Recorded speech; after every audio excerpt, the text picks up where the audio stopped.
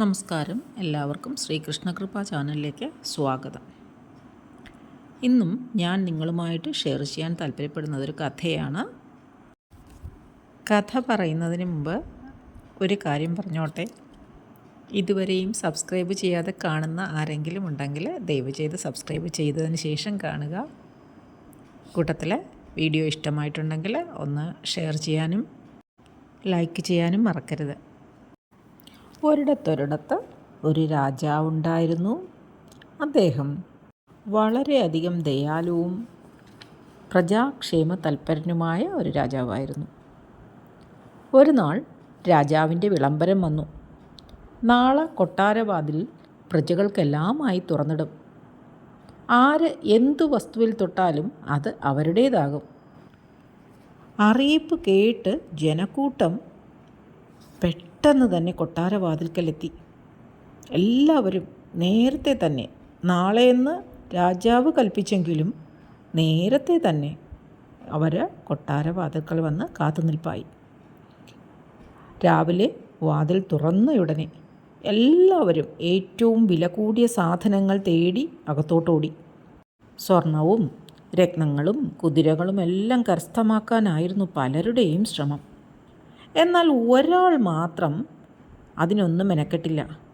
അയാൾ രാജാവിൻ്റെ അടുത്തേക്ക് വന്ന് അദ്ദേഹത്തെ ഒന്ന് തൊട്ടു.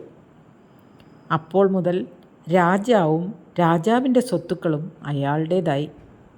എന്ന് പറഞ്ഞാൽ ആ മനുഷ്യൻ അതീവ ബുദ്ധിമാനായിരുന്നു. അതുകൊണ്ടാണല്ലോ രാജാവിനെ തൊട്ടത്. രാജാവിനെ തൊട്ട് കഴിയുമ്പോൾ രാജാവ് മുഴുവനായിട്ടും അയാൾക്ക് അധീനമായി, ഒപ്പം രാജാവിൻ്റെ സ്വത്തുക്കളും. അപ്പോൾ അയാൾക്ക് ഓടി നടക്കേണ്ടി വന്നില്ല. അയാൾ അയാളുടെ ബുദ്ധി പ്രയോഗിച്ചത് മാത്രമേ ഉള്ളൂ. ഇതാണ് കഥ. ഇനി ഈ കഥയിൽ നിന്ന് നമ്മൾ പഠിക്കേണ്ട പാഠം എന്താണ്? തെരഞ്ഞെടുപ്പുകളാണ് നമ്മുടെ എല്ലാം ഭാവി നിർണ്ണയിക്കുക. ഓരോ തെരഞ്ഞെടുപ്പും വളരെ സൂക്ഷിച്ച് കൈകാര്യം ചെയ്യേണ്ട ഒന്നാണ്. സ്വന്തം തിരഞ്ഞെടുപ്പുകളുടെ മേന്മയ്ക്കപ്പുറത്തേക്ക് ഒരാളും വളരില്ല. സ്വന്തമായ തീരുമാനങ്ങളില്ലാതെ സഞ്ചരിക്കുന്ന അനേകരുണ്ട്. അവർ മറ്റാരുടെയൊക്കെയോ നിയന്ത്രണത്തിലാണ്. രക്ഷിതാക്കൾ, മാർഗദർശികൾ, പങ്കാളികൾ, മക്കൾ തുടങ്ങി ആരെങ്കിലുമൊക്കെ എക്കാലവും അവരെ നിയന്ത്രിക്കാനുണ്ടാകും. അത്തരക്കാർക്ക് സ്വന്തമായ അഭിരുചികളോ മുൻഗണനകളോ ഉണ്ടാകില്ല. അവരുടെ ഓരോ ചുവടുവയ്പ്പിലും ആരെങ്കിലും കടിഞ്ഞാൺ വടിക്കുന്നുണ്ടാവും. വേറെ ആരുടെയെങ്കിലും മേൽനോട്ടത്തിലായിരിക്കുമ്പോൾ ലഭിക്കുന്ന സംരക്ഷണ സുഖങ്ങളിൽ അവർ സംതൃപ്തരാകും. പക്ഷെ തനിക്കിഷ്ടമുള്ളത് തിരഞ്ഞെടുക്കാനുള്ള സ്വാതന്ത്ര്യമില്ലാത്ത ഒരാളും താനായി തീരില്ല. തിരയാനും തിരഞ്ഞെടുക്കാനും ഒരുമ്പെടുന്നവർക്ക് ചില വിശകലനങ്ങൾ നല്ലതാണ്. എന്തിൽ നിന്നൊക്കെയാണ് തിരഞ്ഞെടുക്കേണ്ടത് എന്ന് ആദ്യം വ്യക്തമായി അറിഞ്ഞിരിക്കണം.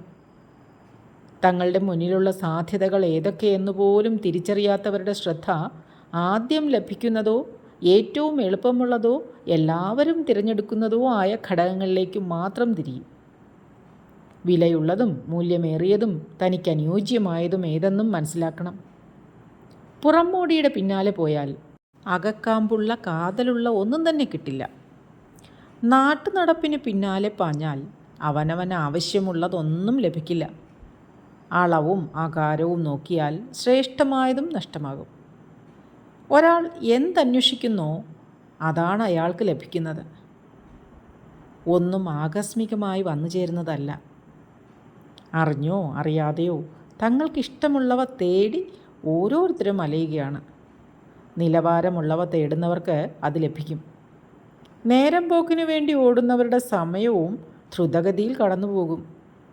ഓരോ ചുവടും ജീവിത ലക്ഷ്യവുമായി ബന്ധിപ്പിക്കുന്നവർ തങ്ങൾ ആഗ്രഹിക്കുന്ന തീരങ്ങളിലെത്തും. അവർക്ക് മുന്നിൽ ലക്ഷ്യങ്ങളുണ്ടായിരിക്കും. അവർ നടന്നെടുക്കുന്നത് ആ ലക്ഷ്യങ്ങളിലേക്കാണ്. അതിനുള്ള കഴിവും പക്വതയും അവർക്കുണ്ടായിരിക്കും. സ്വന്തം ബുദ്ധിശക്തി ഉപയോഗിച്ചുകൊണ്ട് അവർ തങ്ങളുടെ ലക്ഷ്യത്തിലേക്ക് നടന്നെടുക്കും. ആ ലക്ഷ്യത്തെ കൈപ്പിടിയിൽ ഒതുക്കും.